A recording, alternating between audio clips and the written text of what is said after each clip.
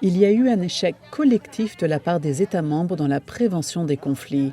C'est ce qu'a affirmé le vice-secrétaire général des Nations Unies, Jan Eliasson, lors d'une réunion de haut niveau organisée cette semaine au siège de l'ONU. Les gens subissent les effets des mauvaises conditions météorologiques qui ont causé de mauvaises récoltes. Ils pâtissent de l'effondrement de l'économie dans le pays. Ils n'ont pas assez d'argent pour s'acheter à manger s'ils trouvent de la nourriture sur les marchés ou d'autres choses dont ils ont besoin. C'est tellement cher. Au Soudan du Sud, près de 5 millions de personnes risquent de sombrer dans la famine au cours des 3 prochains mois, ce qui représente près de la moitié de la population. Selon le Programme alimentaire mondial, beaucoup d'entre eux vivent dans la détresse. Le nombre de guerres civiles a triplé au cours des 10 dernières années.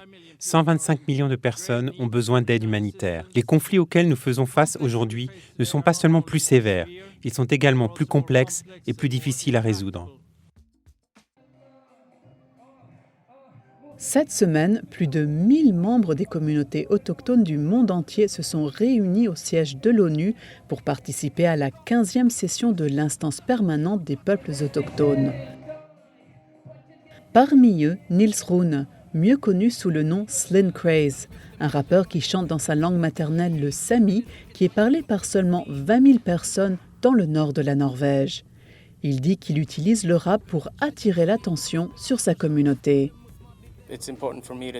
C'est important pour moi de leur dire de ne pas avoir honte de leur culture. Vous savez, donc je crois que c'est mon objectif principal, c'est de rendre les gens fiers d'être autochtones.